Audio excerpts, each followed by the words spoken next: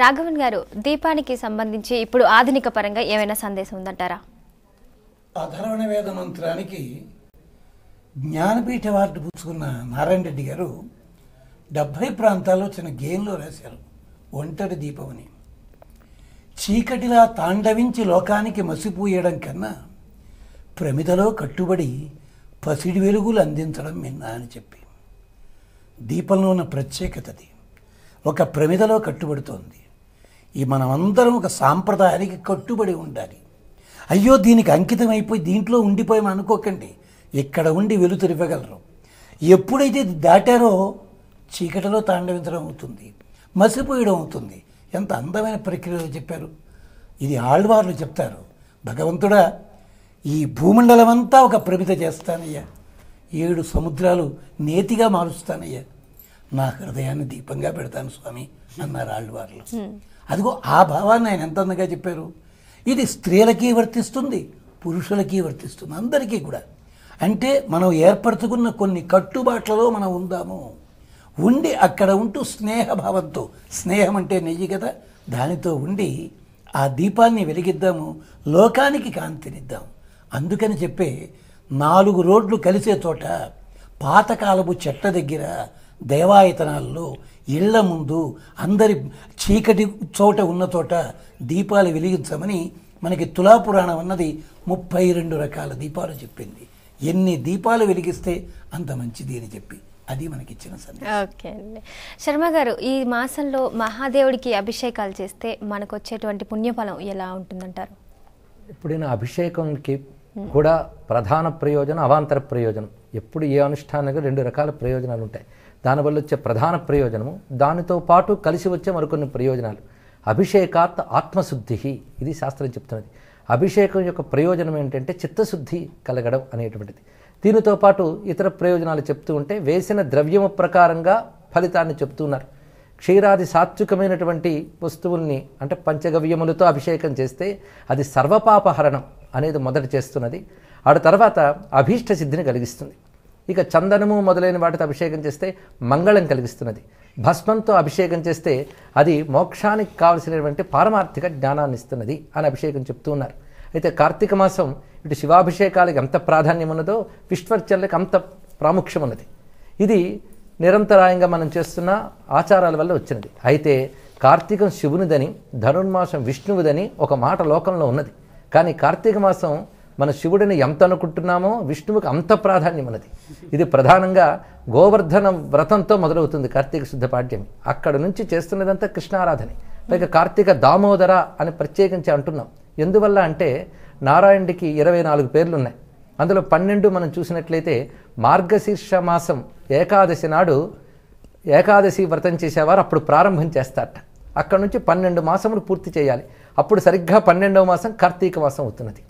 అప్పుడు ద్వాదశి విష్ణుతిథి గనక మార్గశిర శుద్ధ ద్వాదశిలో విష్ణువుని కేశవనామంతో ఆరాధన చేయాలి. దాని తర్వాత వచ్చే మాసంలో నారాయణ, తర్వాత మాధవ, గోవింద, అలా చూస్తే మనకి కేశవ నుంచి సరిగ్గా 12వ నామం దామోదర నామం అవుతున్నది. అందుకే కార్తీక శుద్ధ ద్వాదశి నారాయణుడు దామోదర నామంతో చెప్పబడుతున్నాడు. ఇందాక అమ్మ దామము చేత బంధింపబడిన ఉదరము కలవాడు అని చెప్పారు. ఇది లీలాపరంగా కృష్ణుడు చూపించినటువంటి అర్థం. కానీ కృష్ణుడు అవతరించకముందే ఆయనకి దామోదర నామం ఉందిట. దామములు ఉదరమునందు కలవాడు దామోదరుడు అని అర్థంలో ఉన్నాడు అప్పుడు. దానికి మరొక అర్థం ఇక్కడ చూపించాడు. అందుకు దామోదర నామం సరిగ్గా 12వ మాసం కార్తీక మాసంలో వస్తున్నది.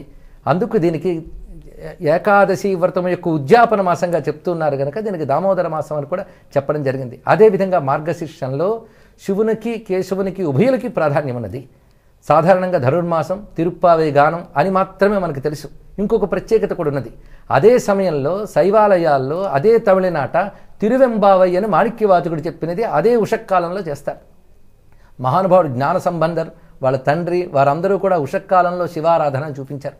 శివపురాణంలో ధనుర్మాసంలో శివునికి ఉషపూజ చేయడం చాలా మంచిది అని చెప్పబడుతున్నది. కనుకనే ధనుర్మాసం హరిహరాత్మకం, కార్తీక మాసం హరియాత్మకం అని మనం చెప్పవచ్చు. కనుకనే ఉభయులకి 2 మాసముల్లోనూ ప్రాధాన్యం ఉన్నది. అందుకు ఇక్కడ కార్తీకంలో ప్రధానంగా మనం శివారాధన, శివాభిషేకం చేస్తూ వివిధ ఉపచారముల వల్ల వివిధ ఫలితాలు పొందుతూ అభిషేక ప్రియ శివ అన్నారు కనుక ఆ పరమేశ్వరుని అభిషేకం ద్వారా మనం అమృతత్వాన్ని పొందుతున్నాం అని శాస్త్రం చెప్తున్న నిర్వచనం. మా అనంతలక్ష్మి గారు, ఈ టైంలో మనం కార్తీక మాసంలో ఎక్కువగా ప్రధానంగా ఆచరించవలసిన వ్రతాలు ఏంటంటారు? కార్తీక మాసంలో ప్రారంభంలోనే మనకి నాగుల చవితి వస్తుంది. నాగుల చవితిని నాగారాధన చేస్తాం. ఇక్కడ ప్రారంభం నుంచి మొదటి రోజు నుంచి అంటే కార్తీక దీపావళి అయిపోయిన తర్వాత ప్రారంభించేటటువంటిది వైష్ణవ సంప్రదాయంలో కృష్ణుడిని ఆరాధించేవాళ్ళు గోవర్ధన పూజ చేస్తారు ఆ పాడ్యమి నాడే. ఆనాడే బలిపాడ్యమే అని చెప్పి బలిచక్రవర్తి ఈ లోకానికి దిగి వస్తాడు అని చెప్పి ఆ రోజు బలిని ఆరాధించేటటువంటి సంప్రదాయం ఉంది. ఇది అయిన తరువాత పంచమి నాడు కూడా నాగులను ఆరాధించే పద్ధతి ఉంది. ఆ తరువాత మనం చేసేటటువంటిది ప్రారంభం నుంచి కూడా కేదారేశ్వర వ్రతం అని చెప్పి ఒక వ్రతాన్ని చేయడం మనం చాలా ప్రాంతాల్లో చూస్తూ ఉంటాం. అలాగే కోజాగరి పూర్ణిమ అని ఇంతకు ముందే అయిపోయింది. ఇలా వరుసగా తలుచుకోవాలే కానీ చేసేటటువంటి వ్రతాలన్నీ ఉన్నాయి. అలాగే మళ్ళీ మనకి కార్తీక మాసంలో కనపడేటటువంటిది మరొకటి ఏమిటి ఉంది అంటే ద్వాదశి నాడు చేసేటటువంటి పూజ. మనం దీపాలన్నీ వెలిగించి ఆ రోజు ప్రత్యేకంగా క్షీరాబ్ది ద్వాదశి అనేటటువంటి పేరుతో ఆనాడు ద్వాదశిని తులసి కళ్యాణంగా చేసే పద్ధతి ఉంది. మరికొంతమంది ఆనాడు కాకుండా కార్తీక ద్వాదశి శుద్ధ ద్వాదశి నాడు కాకుండా కార్తీక పూర్ణిమ నాడు కూడా తులసికి పూజ చేసే తులసికిను కృష్ణుడికి వివాహం చేసే ఒక పద్ధతి ఉంది. ఇలా ఎన్ని చేయదలుచుకున్నటువంటి వారు ఎన్ని రకాలైనటువంటి వ్రతాలన్నా ఇవి ప్రత్యేకంగా ఈ నియమాలైతే ఎన్ని వ్రతాలైనా చేసుకుంటారు. ఎందుకంటే చేసేటటువంటి వ్రతం కానీ నోము కానీ అంటే ఈనాడు చేసుకోవాలి అని ప్రత్యేకంగా వరలక్ష్మి వ్రతం ఉంది, శ్రావణ మాసంలోనే చేసుకుంటాం. మంగళగౌరి వ్రతం ఉంది, అది కూడా శ్రావణ మాసంలో చేస్తాం. అట్లా కాకుండా ఎప్పుడు పడితే అప్పుడు మంచి రోజును చేసుకోవచ్చు అని చెప్పిన వ్రతాలు ఉన్నాయే, ఈ వ్రతాలన్నీ కూడా అయితే కార్తీక మాసంలో కానీ లేకపోతే మార్గశిర మాసంలో కానీ చేసుకుంటారు. అటువంటి వాటిల్లో ఎక్కువగా కార్తీక మాసంలోనే చాలా వ్రతాలు చేసుకునేటటువంటి సంప్రదాయం మనకి కనపడుతూ ఉంది. ఓకే అండి. రాఘవన్ గారు, మామూలుగా దీపాలంకరణలో మనకి ముఖ్యంగా పాటించవలసిన నియమాలు ఏమైనా ఉన్నాయా అంటే సంఖ్యాపరంగా? అక్కడ మనకి 32 దీపాలని చెప్పారు కదా, అవే కాకుండా ద్రవ్యాలు కూడా 11 చెప్తారు. అంచేత సాధారణంగా 2 ఒత్తులు వేసే సాంప్రదాయం ఒక ప్రాంతం వారు పాటిస్తుంటే ఒక్కటే ఒత్తి కొంతమంది బొడ్డు ఒత్తులని. ఇది ఆయా కుటుంబాలలో ఆయా సాంప్రదాయాల్లో ఏది అనుచానంగా పాటిస్తున్నారో అది అంతే తప్ప మాకు అన్నీ ఒకటే అనడానికి వీల్లేదు. వనితకు భాగసొమ్ములు మంగళసూత్రము తానోను అని అడిగారు త్యాగరాజస్వామి.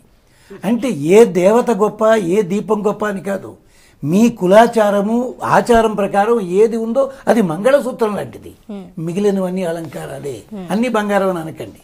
అంచేత ఆయా ఇళ్లల్లో ఆయా సాంప్రదాయంలో పెద్దలు ఏది చెప్పారో ప్రత్యేకించి ఇక్కడ బేసి సంఖ్యలో దీపాలను ఉంచమని చెప్పి విశేషంగా చెప్తుంటారు.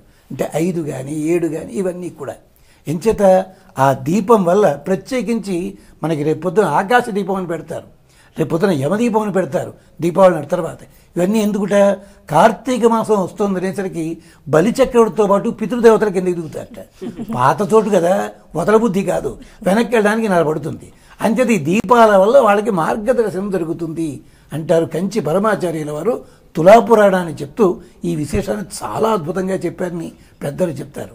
అందుకని ఎన్ని ఎక్కువ దీపాలు ఎక్కడ ఎంత బాగా వెలిగిస్తే సంఖ్యాపరంగా అన్నిటికంటే ముఖ్యము శ్రద్ధ అనేది ఉండాలి. శ్రద్ధతో వెలిగించాలి, ఆ దీపాన్ని వెలిగించి స్వామికి ఆరాధన చేయాలి, అది విశేషం. ఓకే అండి. సో గురుగారు, కార్తీక మాసంలో కార్తీక పురాణం చదవటం అనేది ఒకటి ఉంది. సో ఈ కార్తీక పురాణం చదవటం వల్ల మనకి ఎటువంటి పుణ్యఫలం వస్తుందంటారు? ఇప్పుడు కార్తీక పురాణంలో కథలు మనం పరిశీలించితే కథలు ఎందుకు చెప్తారంటే శ్రద్ధ కలిగించడం కోసమే కథ. ఈ కథలన్నీ జరిగాయా జరగలేదా అంటే శాస్త్రం చెప్పిన ఒక విధిని సామాన్యుడి చేత ఆచరింపజేయడం కోసమని ఒక కథని కల్పన చేసి దాన్ని శ్రద్ధ పుట్టిస్తారు. అందుకే పురాణం ఇచ్చినటువంటి కథలన్నీ కూడా జరిగాయని మనం చెప్పలేము. శ్రద్ధని పుట్టించడానికి కల్పించిన కథలు కూడా చెప్పాలి. ఎందుకంటే ఇప్పటి తరం కార్తీక పురాణం కథలు కానీ చదివితే ఒక విధంగా అసంగతమేమో అనిపిస్తుంది కనుక ఈ సమాధానం చెప్పడం జరుగుతున్నది. మరొక విశేషం ఏంటంటే వేదాదుల్లో చాలా యజ్ఞాలు చెప్పబడ్డాయి. ఆ యజ్ఞాలన్నీ ఇప్పుడు ఆచరించే పరిస్థితులు లేవు. కలియుగం గనక వేద యజ్ఞ విజ్ఞానం అంతరిస్తున్నది. ఇది గమనించిన వ్యాసుడు వివిధ పురాణాల ద్వారా చేసినది ఏమిటంటే ఆ యజ్ఞ సంకేతాలని, యజ్ఞంలో ఉన్న ద్రవ్య మంత్ర దేవ క్రియా సంకేతాలని కథల రూపంలో అందిస్తారు. ఆ కథలు సామాన్య దృష్టికి చూస్తే అసంగతంగాను పైగాను అనౌచిత్యంగాను అనిపిస్తాయి. కానీ అందులో యజ్ఞ సంకేతాలు ఉన్నాయి. అందుకే పురాణ కథలు వినడం వల్ల ఆ యజ్ఞములు చేసిన ఫలితం కూడా వస్తుంది గనకనే కార్తీక మాసంలో ఈ పురాణ కథలు యజ్ఞఫలాన్ని ఇవ్వడం ఒకటి, కార్తీక మాసంలో చేయవలసిన విధులు, తాము చేస్తున్న విషయముల యొక్క మహిమ ప్రత్యేకత తెలిసినప్పుడు మరింత శ్రద్ధావిశ్వాసాలతో చేస్తారన్న ఉద్దేశంతో కార్తీక పురాణం చెప్పబడింది. ఆ కోణంలో కార్తీక పురాణాన్ని అర్థం చేసుకోవాలి. ఓకే అమ్మాయి, కార్తీక మాసంలో ఎలాంటి దానాలు చేస్తారు, అది ఎవరికి చేస్తారు? మామూలుగా దానాలు 2 రకాలమ్మా. పండితులు, విద్వాంసులు, యోగ్యులు అయిన వాళ్ళకి ఇవ్వడం అనేది ఒక పద్ధతి. దీనులు, ఏమీ లేని వాళ్ళు, వీళ్ళకి ఇవ్వడం అనేది ఒక పద్ధతి.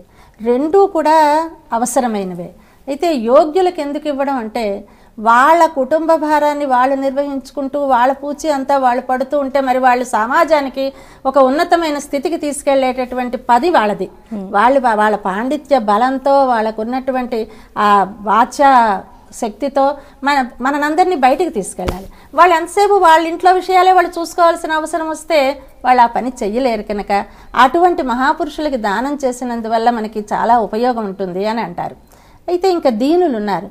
ఈ బిత్సం ఎత్తుకోవడం అనేది చాలా తప్పని, దాన్ని వారించాలని, దాన్ని మానిపించేయాలని ఒక వివాదం. కానీ పాపం వాళ్ళు ఎంత విపత్కర పరిస్థితిలో కదా అడుగుతున్నారు. అందువల్ల వాళ్ళకిస్తేనే మనకు అసలు భగవంతుడే ఆ రూపంలో వచ్చి పుచ్చుకుంటాడని, మనం ఇచ్చే దానాన్ని భగవంతుడు స్వీకరిస్తాడు, వాళ్ళ రూపంలో, అనాథల రూపంలో స్వీకరిస్తాడు అంటారు. కనుక మనం మన పరానికి ఉపయోగపడేలాగా బీదలకి, అవిటి వారికి దానం చేయాలి. ఈ లోకంలో సమాజాన్ని ఉద్ధరించడానికి అవసరంగా మహాపండితులకి, విద్వాంసులకి మనం కొన్ని సదుపాయాలు సమకూర్చాలి. ఈ 2 రకాలు అవసరమైన. అనంతలక్ష్మి గారు, కార్తీక మాసం అనగా ఇప్పుడు కొంతమందికి కొన్ని అడ్డంకులు ఏమైనా రావచ్చు, నెల రోజులు పూజ చేయాలంటే ఏమైనా అడ్డంకులు ఉండొచ్చు. సో అలాంటి వారికి ఏమైనా ప్రత్యామ్నాయం ఉందంటారా? పూజకి ప్రత్యామ్నాయం ఏముంటుందమ్మా? పూజ ఎందుకు చేయలేకపోతారు? అడ్డంకులు కొన్ని రకాలైనటువంటి మైలలు అలా వచ్చినప్పుడే కదా మనం చేయలేకపోతాము. అంటే జాతా శౌచము, మృతా శౌచము, లేకపోతే స్త్రీలైతే వారికి ఉండేటటువంటి అశౌచము, అటువంటి వచ్చినప్పుడు ఎలాగూ చెయ్యరు. ఎందుకంటే ఆ సమయాల్లో చేయడానికి యోగ్యత లేదు. ఏ పని చేయడానికన్నా ఒక అర్హత, యోగ్యత ఉండాలి. అది ఉండదు గనక, శౌచం లేనప్పుడు చేయలేం గనక దానికి మనం చేయగలిగింది ఏముంటుంది? మన చేతుల్లో లేదు కదా, కావాలని చేసిందేం కాదు కదా. ఎవరో ఇవాళ్లే పుట్టాలని కానీ, ఎవరో ఈనాడే శరీరం వదిలిపెట్టాలని కానీ, మనం చేసేదానికి భంగం కలగాలని కానీ మనం సంకల్పం చేసుకునేటువంటి సందర్భంలో అటువంటి వచ్చినప్పుడు వాటికి ప్రత్యామ్నాయం ఏం లేదు. కానీ ఒక నమస్కారం వీటన్నింటినీ కూడా సరిదిద్దగలదు.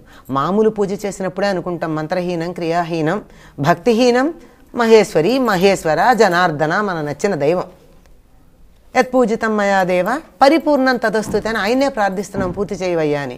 అయ్యా నాకు అనుకోకుండా, లేక అమ్మా నాకు అనుకోకుండా ఇటువంటి ఇబ్బంది కలిగింది, నేను కావాలని చేసినటువంటిది కాదు కనుక నీ చేసిన దాంట్లో లోటుగా ఏది కనపడుతుందో దాన్ని నువ్వే పూర్తి చేయమని పరిపూర్ణ శరణాగతితో ప్రార్థించటం మించి చేయగలిగింది మరొకటి లేదు. ఓకే అండి. గురుగారు, ఇప్పుడున్న ఉరుకుల పరుగుల జీవితంలో ప్రతి ఒక్కరూ అన్ని నియమాలు పాటించడంలో ఎంతో కొంత మనకి అసౌకర్యం కలుగుతూనే ఉంటుంది.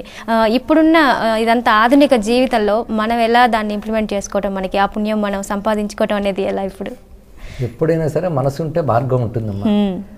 అందరికీ కూడా అవకాశాలు ఒకేలా ఉంటాయి. కొందరు కావాలనుకున్న తప్పకుండా చేస్తారు. ఈ లోకంలో మాకు కుదరట్లేదు అనే మాటల అర్థం ఏంటంటే మాకు అది కావాలని అనిపించట్లేదు అని అర్థం. అందుకే కావాలనుకున్నవాడు కుదుర్చుకుని మరీ చేస్తున్నాడు. అందుకే యథాశక్తే ఎవరైనా చేయగలరు, కానీ చెయ్యగలిగినంత ఎవ్వరూ చేయలేరు. అందుకు ఏది చెయ్యాలో శాస్త్రం చెప్తుంది, అది సంపూర్ణంగా ఎలాగూ చేయలేం. అందుకే చెయ్యవలసినంత చేయలేం, చెయ్యగలిగినంతే చేయగలం. అయితే చెయ్యగలిగినంత వేరు, చేసినంత వేరు. మనం చేసినంతే చేయగలిగినంత కాదు. మనకున్న పరిస్థితుల్లో ఇప్పుడు నదులు దగ్గర లేనప్పుడు మన ఇళ్లలోనే ప్రాతకాలంలో జలాన్ని పెట్టుకుని గంగే, చేముని, కృష్ణ, గోదావరి, సరస్వతి అనుకుని స్నానం చేస్తాం. అది చెయ్యగలిగినంత. మనం చెయ్యాల్సినంత చేయలేనప్పుడు చేయగలిగినంత చేస్తే పరమాత్మ అనుగ్రహించి చెయ్యాల్సినంత చేసిన పుణ్యాన్ని ఇస్తాడు. అందుకు కుదరదు అనే మాట కుదరదు, మనం కుదుర్చుకుని చేయవలసింది. ఓకే అండి. గురుగారు, రాఘవన్ గారు, మీ విలువైన సమయాన్ని అంతా కూడా మాతో వెచ్చించి ప్రత్యేక చర్చా కార్యక్రమంలో మాతో పాల్గొన్నందుకు ధన్యవాదాలండి. అనంతలక్ష్మి గారు ధన్యవాదాలండి. ధన్యవాదాలండి తిరువెంగళమ్మ గారు. చూశారుగా, ఇది కార్తీక మాస విశిష్టత. ఆ హరిహరులకు అత్యంత ప్రీతిపాత్రమైన ఈ కార్తీక మాసాన్ని పుణ్య స్నానాలతో, దీపాలంకరణలతో మీరు ఆచరించి శివకేశవుల కృపను, సకల దేవతల కటాక్షాలను పొందుతారని ఆశిస్తూ నమస్కారం.